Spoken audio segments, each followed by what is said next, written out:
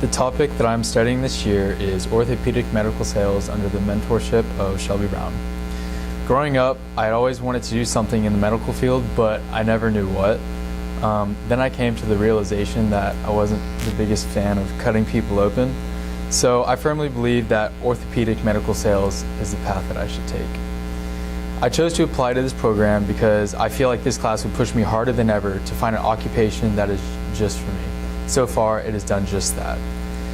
Confucius once said, "Choose a job that you love and you'll never have to work a day in your life." This quote is significant to me because of the truth that it speaks.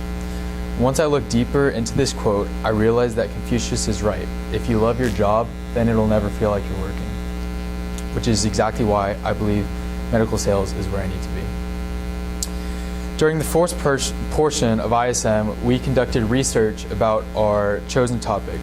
This year, I have been conducting research from having informational interviews with local professionals and researching articles, which pertains to my field of study.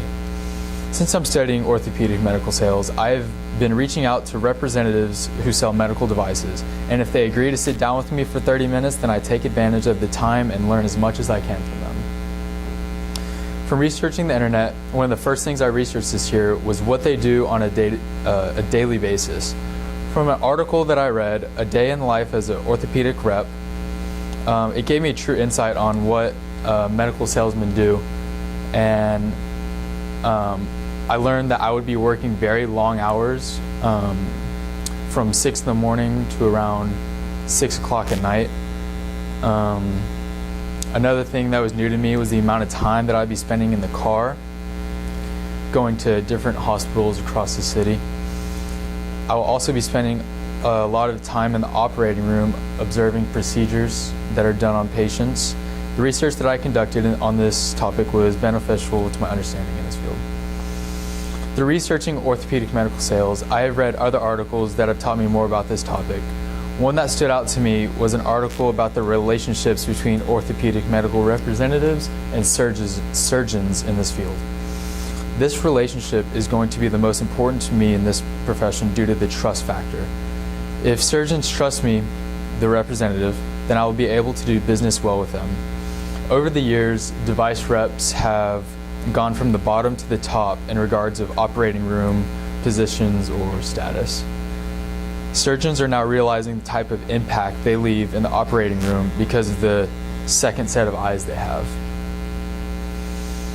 During the informational interview with my mentor, I was taught the basics, from how to become a better people person with other surgeons, and she even showed me how to read x-rays of knees with bad arthritis. When I arrived to the Stryker's office in Addison, I quickly connected with different representatives in the building. Shelby and I began our interview in the conference room. After 30 minutes of that, she offered to take me back into the warehouse to show me all of their inventory. She then showed me different tools needed to complete a total knee replacement. Not only did she pull them off the shelf, she showed me each and every piece and explained them one by one, and the roles that they play in completing a knee replacement. During a different informational interview with Jeff Marshall from NeoTract, I learned a lot about what he does and how he does it successfully. Since Jeff and I have known each other since I was a little kid, we started the interview off by catching up on things. In the beginning of our interview, Jeff told me that he had something to show me. And right here, you can see prostate cancer in a male who's over 50. And the procedure that they do is called the transurethral resection of the prostate, which is also called TURP. This procedure, they go in to the urethra, and what they do is this is the prostate covering the urethra, which blocks the passage of urine, so it might be painful for males. So what they do is they go in there and they kind of make a bigger hole so it's looser on the urethra, which makes the passage of urine easier. And here, this is what Jeff and his team have made. It's called the UroLift system, and he was explaining to me the heart-looking shaped thing, that's the prostate, and they shove this metal tube up there and they put metal-like brackets on each side, which kind of acts like braces. It opens up the urethra so the passage of urine can be easier, and the amount of side effects that this has had is very minimal compared to the amount on TURP.